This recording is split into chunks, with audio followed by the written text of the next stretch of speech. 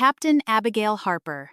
The voice on the phone was trembling. I was standing in my kitchen at 11:43 on a humid South Carolina night, still half unpacking from my honeymoon, when the man on the other end lowered his voice and said words that froze the blood in my veins. "Abigail, I discovered something terrible. Come to my office immediately, and whatever you do, don't tell your father." For a moment, I forgot how to breathe. Then he added 5 words that changed my life forever. "It's about your father's DNA, Alan." 30 minutes later, I was driving through downtown Charleston in full Marine Corps service uniform, my hands locked tight around the steering wheel. Even now, looking back, I can still feel the weight of that drive. The city was quiet, washed in yellow streetlight and summer heat. The harbor breeze carried the smell of salt through my cracked window. Most people were asleep in their tidy homes with porch lights glowing soft against old brick and magnolia trees. Ordinary people living ordinary lives. I remember envying them. At 28, I thought my life was settled, predictable. I'd done everything right. Graduated college with honors. Commissioned into the United States Marine Corps. Earned my captain's bars after 6 hard years of service.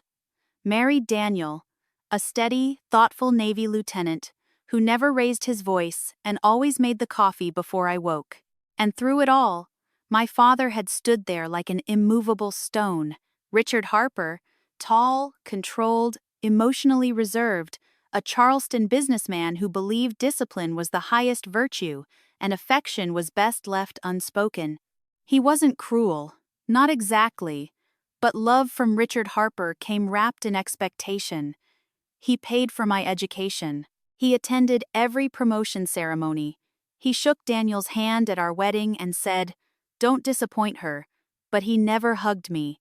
Not once after childhood. And every time I wore my dress blues, he looked at me with something close to contempt.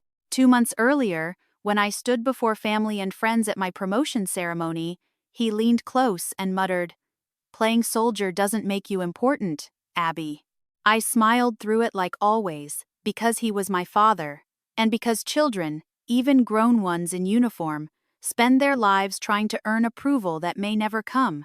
Street Joseph Medical Center stood quiet under the moonlight when I arrived. Dr. Michael Carter was waiting at the side entrance. He looked pale, too pale. His gray hair was damp against his forehead, and his usual calm physician smile was nowhere to be found. "Captain Harper, what happened?" I asked. He glanced over his shoulder before speaking. "Come with me." He led me down a private corridor toward his office. The fluorescent lights hummed overhead. Somewhere distant, a monitor beeped steadily. Hospital sounds. Familiar sounds. My father had been here all week preparing for kidney transplant evaluation. His health had been declining for nearly a year, though he'd fought the diagnosis with his usual stubborn silence. "Doctor?" Carter closed the office door behind us and locked it. That was the moment I knew this wasn't about medicine. He crossed to his desk and picked up a sealed folder. Then he looked me straight in the eye. "Captain, before I show you this, I need your word. You won't confront your father until you've seen everything." A cold knot tightened in my stomach. "What is this?" He hesitated. Then he slid the file across the desk. "During transplant screening, we ran compatibility DNA analysis." I frowned. "That's standard?" "Yes." He swallowed hard. "But your father's results raised an anomaly." I opened the folder. At first, the pages looked like meaningless medical data. Then I saw the highlighted line, "Paternity excluded, 99.99%. The room tilted. I actually laughed. Not because anything was funny, because my mind refused to process what my eyes were seeing. "This is wrong." Dr. Carter said nothing. I looked again. The numbers didn't change. "No," I whispered. "No, this is some clerical mistake." He sat slowly across from me. "Abigail, I reran the test 3 times myself." I stared at him. The silence stretched. Then he reached into his desk drawer and removed a second folder. This one older, yellowed at the edges. He placed it gently beside the first. 28 years ago," he said quietly. A paternity analysis was performed at this hospital under sealed authorization. I felt my pulse hammering in my throat. By who? He looked ashamed. Your father paid to have the results buried. For several seconds, I couldn't move, couldn't blink, couldn't think. Then, with shaking hands, I opened the second file. Inside was another DNA report, older formatting, official seals, and one line typed cleanly across the page. Biological father match confirmed. Beneath it was a name I knew as well as my own. A name every Marine in America knew. General Nathaniel Reeves, United States Marine Corps. The folder slipped from my hands and struck the floor. I couldn't breathe. General Reeves, America's most decorated living Marine. The man whose portrait hung in command buildings across the country. The man who had pinned my captain's bars on my collar 6 months earlier at Camp Lejeune. The man who had paused afterward, looked into my eyes, and said something I'd never understood. Your mother would have been proud. At the time, I thought it was formal kindness, a polite military blessing. Now those words hit me like artillery fire. Doctor, Carter's voice sounded far away. There's more. I looked up slowly. He slid a photograph across the desk. A young woman in marine dress blues smiled beside a younger Nathaniel Reeves. Her hand rested gently against her stomach. My stomach, my knees buckled because the woman smiling at the camera was my mother, and written on the back in faded blue ink were 5 words that shattered what remained of my world. Waiting for Abigail to arrive, I sank into the chair, unable to speak, unable to think, unable to understand how the man I called father had stolen 28 years of truth. And somewhere deep inside, beneath the grief and shock and disbelief, something colder began to rise. Not rage, not yet. Something quieter, something far more dangerous, the need to know why. And once I knew what I would do with the truth, I did not sleep that night. I drove home just before dawn, parked in the driveway of the Charleston house where I had grown up, and sat behind the wheel, staring at the dark windows as if I were looking at a stranger's home. Inside, Daniel was still asleep. Inside, the life I thought I understood was still waiting for me. And somewhere upstairs, folded neatly in a cedar chest I had not opened in 15 years, I suddenly knew there had to be answers. When I finally stepped through the front door, Daniel was already standing in the kitchen. He had that Navy habit of waking instantly alert no matter the hour. His dark hair was rumpled and his expression tightened the moment he saw my face. Abby, I couldn't speak. I simply handed him the file. He read the first page, then the second. Then he looked up slowly, and I saw the shock settle into him like cold rain. My God! I sat down hard at the kitchen table. For a long moment, neither of us said anything. The coffee maker clicked on automatically at 5:30, just as it did every morning. The smell filled the room with a comforting familiarity that suddenly felt obscene. Ordinary life continuing while mine had just collapsed. Finally, Daniel sat beside me. Do you believe it? I stared at the polished wood grain of the table. I don't know what to believe. He reached for my hand. I let him take it, though my fingers felt numb. What are you going to do?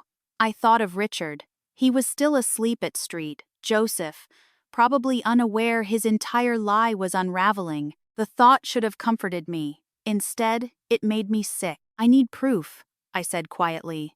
By 7, I was climbing the narrow attic stairs in my childhood home. The house had belonged to my mother before Richard bought out her share after she died. He'd never changed much. Same floral wallpaper in the upstairs hallway, same antique brass fixtures, same faint scent of cedar and old books. The attic was exactly as I remembered. Dusty beams, cardboard boxes stacked with military precision, and in the far corner beneath the small dormer window sat the cedar chest. I hadn't opened it since I was 13. The brass latch resisted before finally giving way with a sharp metallic snap. Inside lay my mother's life. Folded sweaters, a silk scarf, old perfume bottles long dried empty, and beneath them wrapped carefully in white linen, her Marine Corps dress blues. I froze. My mother had been a Marine. I had never known. Richard had told me she'd been a school teacher. Hands trembling, I unfolded the jacket. Captain's bars gleamed faintly beneath the dust. My breath caught. Captain Eleanor Reeves. Not Harper, Reeves. The name struck me like a physical blow. Beneath the uniform lay her dog tags, and under those letters, dozens of them tied neatly with faded blue ribbon. I sat cross-legged on the attic floor and opened the first. The handwriting was firm and unmistakably military. My dearest Eleanor, if this deployment keeps me longer than expected, promise me you'll tell Abigail her father already loves her more than life itself. My vision blurred. I opened another and another, each signed the same way. Forever yours, Nathaniel. By the fourth letter, I was openly shaking. Then, I found the newspaper clipping. The Charleston Gazette, October 1994. Marine Major Nathaniel Reeves, presumed killed in classified Beirut operation. A grainy photograph showed a younger version of the man who had pinned my promotion bars. The article explained his body had never been recovered. Presumed dead, I remembered what Richard had always told me. Your mother was widowed young. She never recovered from losing your father. A lie. All of it. Because if Nathaniel had been presumed dead, then Richard had entered her life afterward. He had not been my father abandoned by tragedy. He had been the man who stepped into tragedy and built a lie inside it. At the bottom of the chest sat one final envelope, unsealed. No stamp, no date. I opened it carefully. The handwriting was my mother's. If Abigail ever learns the truth, tell Nathaniel immediately. Richard cannot be trusted to do what is right. The room spun. I read it again and again. My mother knew. She knew Richard would lie. And she had tried to leave a path back to the truth. A sound behind me made me jerk around. Daniel stood in the doorway, pale as ash. He must have read my face because he crossed the room without speaking and knelt beside me. I handed him the note. He read silently. Then he exhaled long and slow. Abby. She knew. My voice cracked. She knew what he'd do. Daniel sat beside me. Neither of us spoke for a long time. Finally, he said gently, "There's more." I frowned. He handed me his phone. The screen showed a text message from an unknown number. Richard Harper requested immediate discharge from street. Joseph at 6 to 12 a.m., left against medical advice. My blood ran cold. He knows, Daniel said. I stood so fast the letters scattered across the floor. Number. Daniel rose with me. Abby. No, he doesn't get to run. For 28 years, Richard Harper had controlled every version of my life.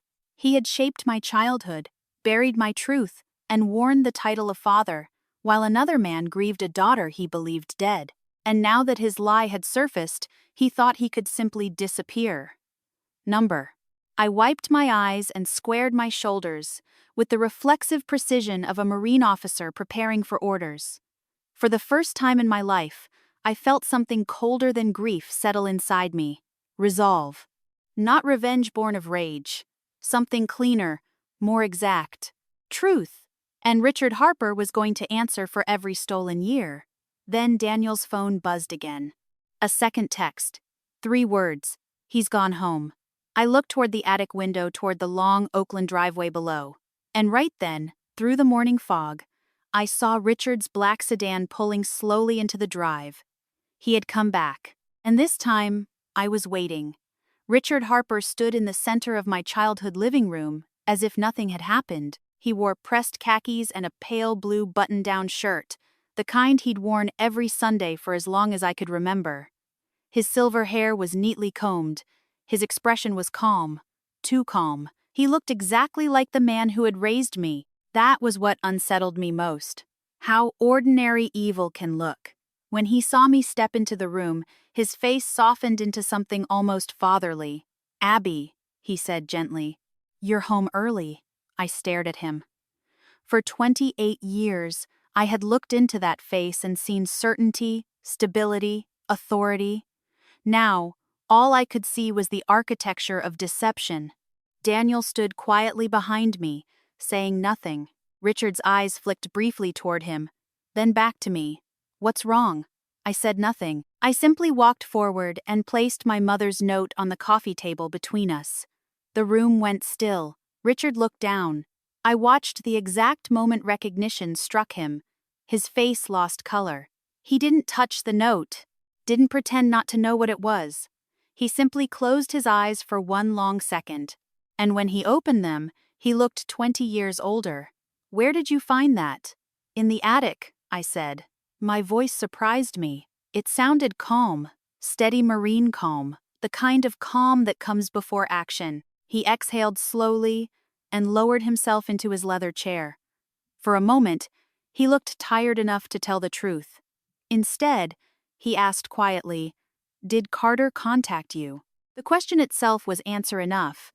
I folded my arms. "Yes." Richard gave a bitter little laugh. I should have known Michael would lose his nerve eventually. The casualness of it made something twist inside me. "You paid him to hide my paternity test." His jaw tightened. "Yes." The single word hit harder than denial would have. No excuses, no shock, no performance, just fact. Daniel shifted behind me, but I held up a hand. I wanted this, needed this. "Why?" Richard looked at me, then really looked at me, and what I saw there unsettled me more than anger would have. Love. Broken, selfish, desperate love. "Because I was afraid." I laughed sharply. "Afraid?" "Yes." He rose slowly and walked to the window, staring out toward the old magnolia tree in the yard. "You were 2 years old when your mother died." The words landed like stones. My mother had never been discussed in detail. Richard always dismissed questions with the same answer. "It hurts too much." I'd stopped asking by 12. Now his voice was distant, almost reflective.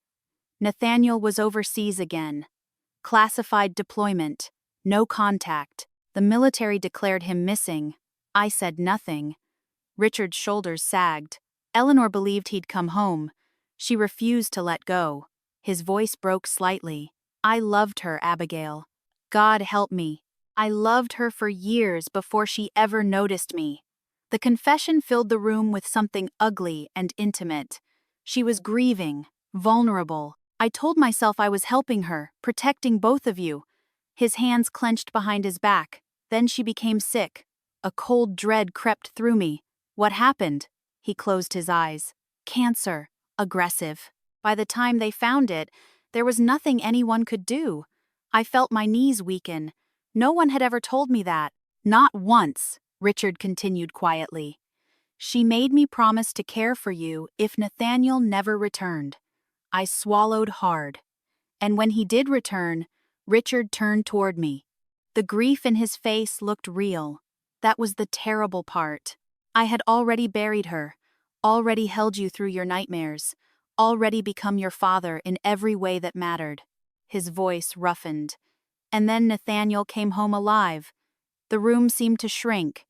He came to Charleston asking questions, looking for Eleanor, looking for you. I could barely breathe. "What did you tell him?"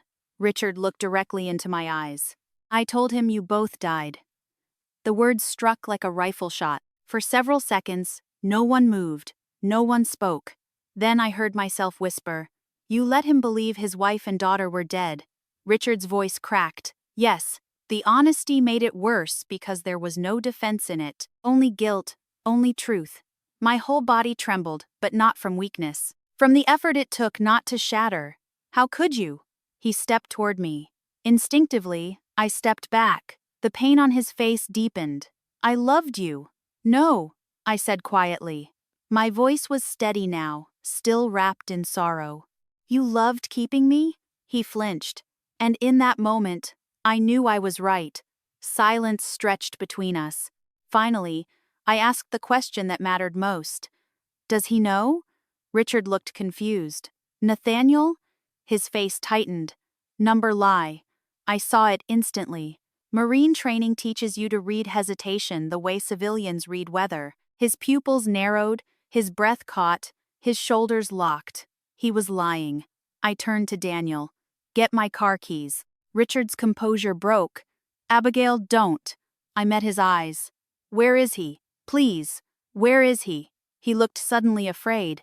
Then he whispered, "Paris Island." My heart stopped. "He's there now." Richard nodded. "He requested private leave this morning after Carter called him." Of course, someone had told him. For 28 years, General Nathaniel Reeves had believed his daughter was dead, and right now he knew otherwise. I turned for the door. Richard moved fast for a man his age, catching my arm. Abigail listened to me. I looked down at his hand, then back at his face. The man who had raised me, the man who had lied to me every day of my life. For a brief, impossible second, I remembered being 6 years old, with a skinned knee. Him lifting me onto the kitchen counter while he bandaged it with careful hands. That memory hurt more than any lie because part of him had loved me, and part of me had loved him back. Quietly, I removed his hand. Then I said the hardest words I had ever spoken. "You don't get to stop this anymore." 2 hours later, I stood at Marine Corps Recruit Depot, Paris Island, and through the window of the Commandant's private office, I saw him, General Nathaniel Reeves, standing in full dress blues waiting for me. I had met generals before. In the Marine Corps, rank carries its own gravity. The room shifts when a general officer enters. Conversations sharpen, shoulders straighten. Time itself seems to move differently. But nothing prepared me for standing face to face with General Nathaniel Reeves and seeing my own eyes looking back at me. His office at Paris Island was spare and immaculate. Exactly what I would have expected from a man whose reputation had become legend in the Corps. Framed commendations lined one wall. A model of the Eagle, Globe, and Anchor sat centered on a polished walnut shelf. Through the broad windows behind his desk, recruits could be seen crossing the parade deck in perfect formation under the South Carolina sun. He stood when I entered. For a moment, neither of us spoke. He was taller than I'd imagined, late 50s, broad-shouldered despite age, his silver hair cut close. The years had hardened his face into clean lines of discipline and endurance, but his eyes, those were my eyes, gray, blue, sharp, and searching. And suddenly all the breath left my body. He took one careful step toward me, as though approaching something fragile enough to break. "Captain Harper." His voice was steady, but only just. I stood at attention automatically, every Marine instinct rising to the surface. "Sir?" He gave the faintest shake of his head. "At ease." I obeyed. He studied my face for what felt like forever. Then he whispered words so quiet I barely heard them. Eleanor's smile. And just like that, whatever professional composure I'd brought with me cracked. I looked away first. The room blurred slightly. He noticed. His voice gentled. "You don't have to stand like a Marine right now." I swallowed hard. I don't know how else to stand. That drew the smallest smile from him, and for one impossible second, I felt something shift between us. Recognition, not certainty, but possibility. He gestured toward the chairs near the window. "Please." I sat. He remained standing for a moment, gathering himself, then lowered into the chair opposite mine with deliberate control. The kind of control men learn when they've spent years carrying grief too heavy to set down. For several seconds, he said nothing. Then he folded his hands and spoke plainly. "I loved your mother more than I have ever loved anything in this life." The honesty in his voice was devastating. There was no performance in it, no manipulation, only truth. I nodded for him to continue. He exhaled slowly. "We met at Quantico. She was the finest logistics officer I'd ever seen, smarter than me, which irritated me tremendously." A faint smile touched his mouth. She corrected a deployment routing error I'd missed in front of half the battalion, then apologized afterward because she thought she'd embarrassed me. Despite myself, I smiled. That sounded like someone I would have liked. "She was brilliant," he said softly, "and kind in ways this world rarely rewards." He looked down briefly. "We married 6 months later." The words settled heavily between us. Not because they shocked me anymore, but because hearing them aloud made everything real. "She became pregnant with you during my second overseas rotation. We were happy." His voice roughened. Then Beirut happened. I had read enough military history to know the classified operation gone catastrophically wrong. Multiple casualties. Survivors extracted weeks later under secrecy orders. He had been one of them. I was listed missing. Communications were blacked out. For 37 days, no one outside command knew whether I was alive. His eyes met mine. When I came home, Richard met me at Eleanor's gravesite. My stomach clenched. He told me she'd died during childbirth complications, that the baby had died with her. I felt physically ill. The memory of Richard, standing in our living room admitting it with such quiet certainty, returned like acid. Nathaniel's voice dropped lower. I believed him. The pain in those 2 words filled the room. I could hardly breathe through it. I spent years trying to understand why God would let me survive war, only to come home to that kind of loss. He looked toward the parade deck outside. I considered ending my career, nearly ended my life if I'm honest. I froze. He glanced back at me. Duty saved me. Sometimes it's all that does. I understood that better than most. He leaned forward then, and opened a folder on the table between us. Inside were photographs, my mother laughing beside him on a dock, their wedding ultrasound scans, a grainy photo of Ella Laner visibly pregnant, smiling directly into the camera. My throat tightened. I touched the edge of one picture with trembling fingers. She kept all these. She mailed duplicates to my deployment address. His jaw flexed. They were returned unopened after I was declared missing. Richard signed for them. The room tilted again. Proof. Cold and absolute. No possibility of misunderstanding. Richard had intercepted everything. For nearly 30 years, he had guarded this lie like treasure. And in that moment, the shape of my revenge became clear. Not fury, not destruction. Truth. Public, undeniable truth. I looked up. "What do you want from me?" Nathaniel's expression changed instantly. Softened. "Nothing." The words surprised me. He sat straighter. "You owe me nothing, Abigail. Not trust, not affection, not forgiveness. For years, I couldn't be there." His voice faltered for the first time. I would settle for the chance to know the woman my daughter became. Something inside me broke open then. Not fully, but enough. I looked at this man, the stranger, who was not a stranger at all, and saw none of Richard's possession. No claim, only hope and grief and love, patient enough to wait. That was when my phone rang. Daniel. I answered immediately. His voice was urgent. "Abby, you need to come home." Ice slid through me. "What happened?" "It's your father." A pause. Then he emptied every account he had this morning. My pulse hammered. "He's leaving." "No," Daniel said grimly. "He's not leaving." I heard voices in the background, papers shuffling. Then Daniel's next words stopped my heart. "He's gathered the whole family at the house tonight." "Why?" Another pause. When Daniel answered, his voice was heavy with understanding. "He knows the truth is out." I looked at Nathaniel. He was already rising to his feet, and in his eyes, I saw exactly what I felt. After 28 years of lies, Richard Harper had finally decided to face judgment. By the time Nathaniel and I reached Charleston, dusk had settled over the city like a heavy curtain. The old Harper house stood lit from end to end, every downstairs window glowing gold against the darkening sky. Cars lined both sides of the oak-shaded street. My father's black sedan sat in the driveway like a silent accusation.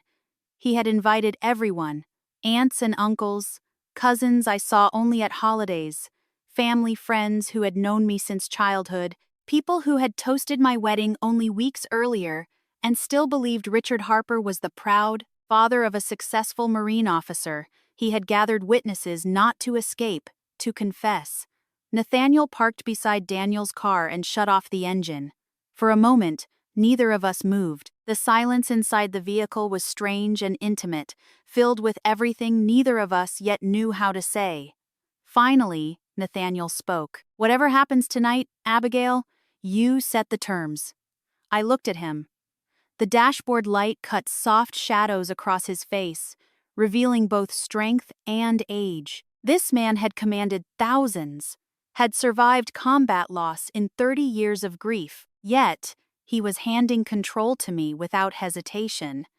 It was such a different kind of fatherhood from the one I'd known that it nearly undid me. I nodded once. Together we went inside. The house was silent when we entered. Every conversation stopped. Nearly 20 people stood gathered in the living room. My Aunt Carol's hand flew to her mouth when she saw Nathaniel beside me. Others simply stared. Richard stood near the fireplace, one hand braced against the mantel for support. He looked smaller somehow, older than he had that morning. His eyes found Nathaniel first, then me, and for the first time in my life, I saw fear in Richard Harper. Not fear of punishment, fear of losing what he had stolen. Daniel stepped quietly to my side. His hand brushed mine once, steadying, grounding. Then Richard spoke. His voice was low and formal. "Thank you all for coming." No one answered. He looked directly at the room. "There are things I have hidden for nearly 30 years. Tonight they end." He glanced toward me. I gave no reaction. Whatever happened next was his burden to carry. He drew a long breath. Then he told them everything.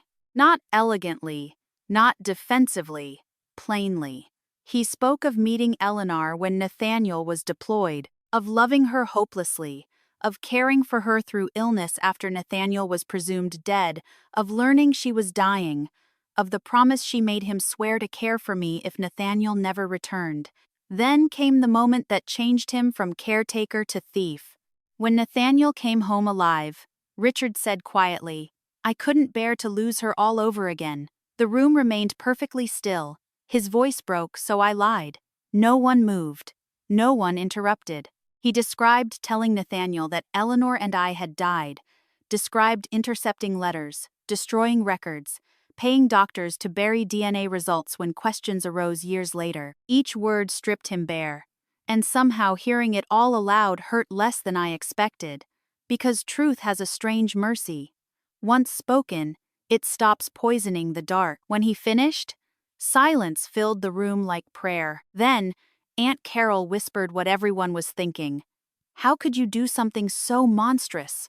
Richard didn't answer. He simply lowered his head. Then, unexpectedly, he turned toward Nathaniel. The two men faced each other across 30 years of ruin. Richard's voice shook. "I stole your life." Nathaniel said nothing. Richard swallowed hard. I told myself I loved her, loved Abigail, that keeping them was mercy. He looked at me then, and I saw no manipulation left in him, only sorrow. But love built on theft isn't love at all.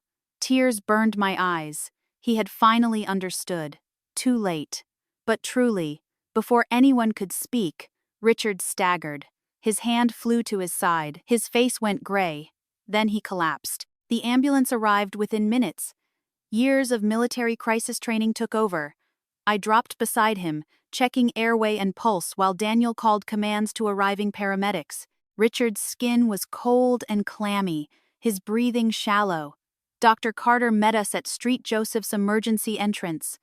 One look at Richard's labs and his face darkened. His kidneys are crashing faster than expected. They rushed him upstairs. The family remained in stunned clusters throughout the waiting area. No one knew what to say. I sat beside Daniel in numb silence. Across from us, Nathaniel stood at the window, looking out over Charleston Harbor, still straight-backed, still composed, but I could see his hands trembling faintly behind him. Dr. Carter returned an hour later. His expression was grave. "There's only one immediate donor match." The room seemed to hold its breath. Carter looked directly at Nathaniel, General Reeves. The silence that followed felt endless. I stared at him. Surely not. Not after everything. Not after 30 years stolen. Nathaniel absorbed the news without visible reaction. Then he asked the only question that mattered. "Will it save him?" Dr. Carter nodded with very strong odds. Nathaniel looked toward Richard's room. When he spoke, his voice was calm. "Prepare the operating room." I rose so quickly, my chair scraped harshly against the floor. "What?" He turned to me. There was no anger in his face. No triumph, only something deeper. Peace. "You don't owe him this," I said. "No," he agreed. "I don't." "Then why?" For a moment, His expression softened into something almost fatherly. Because it was fatherly. Because if I let bitterness decide this night, he said quietly, then Richard steals one more thing from both of us. My throat tightened. He stepped closer, and in front of our stunned family general Nathaniel Reeves gently placed a hand on my shoulder. Abigail, revenge reveals character, his voice lowered. Tonight, let ours reveal honor. I broke then, not loudly, not dramatically, just silent tears finally released after 28 years of lies I had never known I carried. And for the first time in my life, I leaned into my father, my real father, as orderlies wheeled him toward surgery to save the man who had stolen him from me. Richard Harper survived the surgery. The doctors told us later that if Nathaniel had waited even another hour to agree, Richard likely would have died before morning. I remember sitting in the recovery waiting room just before dawn, staring at the first pale streaks of sunlight spreading across Charleston Harbor beyond the hospital windows. It was one of those quiet southern mornings that always seem older than time itself, the kind where the world feels washed clean. For the first time in 30 hours, no one was speaking.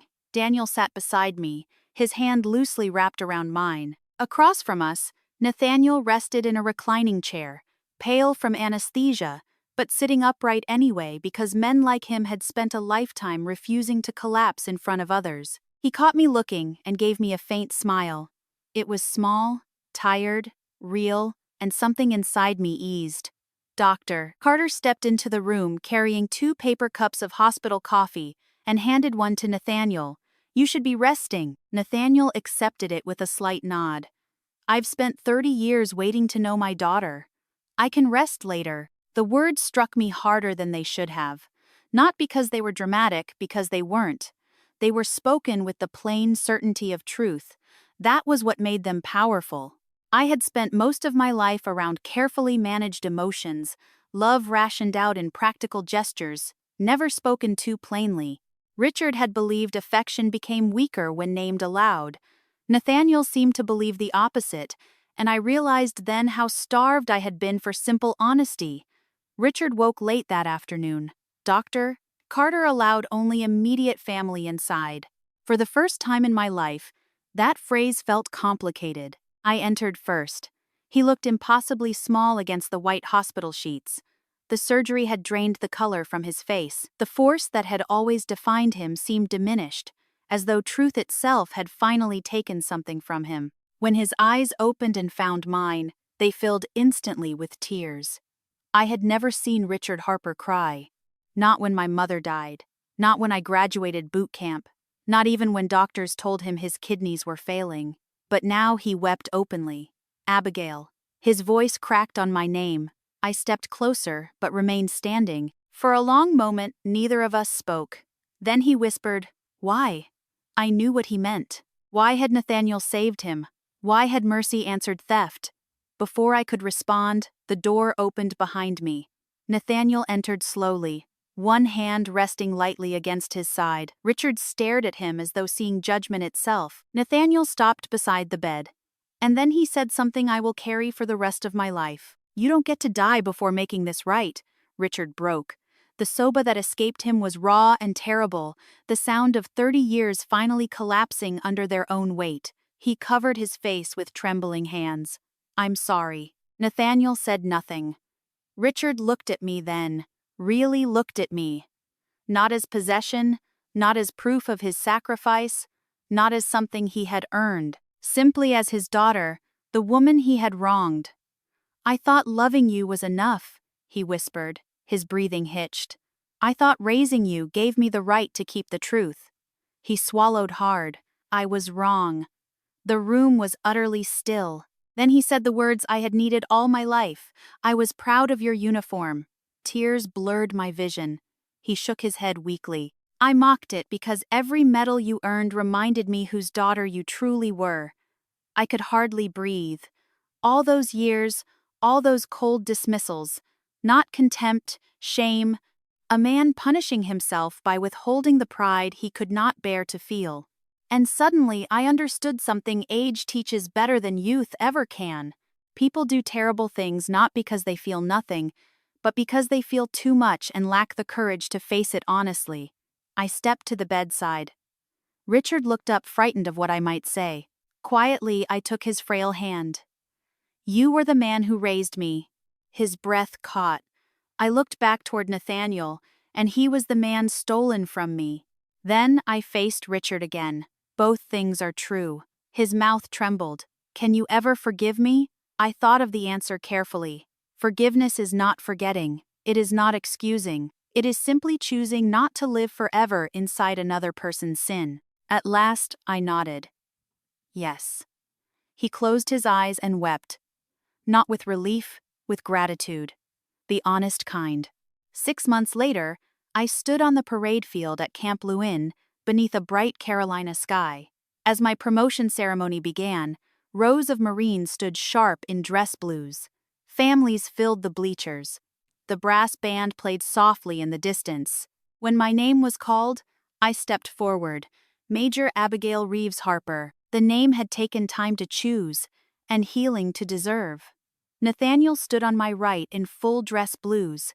Richard stood on my left, still thinner from recovery, but stronger every week. Together they pinned the gold oak leaves of Major to my collar. One father by blood, one by years, both changed by truth. As the applause rose around us, Nathaniel saluted first. Richard followed awkwardly, having practiced for weeks just to do it properly. I returned both salutes with tears in my eyes, and in that moment, standing between the men who had shaped my life through love and failure alike, I understood the lesson this story was always meant to teach. Secrets may shape a life for a season, but truth, however painful, sets it free. If this story has ever reminded you of someone you need to forgive, or someone who deserves your honesty before time runs out, don't wait. Life humbles all of us eventually. The brave thing is telling the truth before it has to break us open. And if this story moved, you share it with someone who may need that reminder, too. And stay with us for more stories about family truth and the quiet courage it takes to come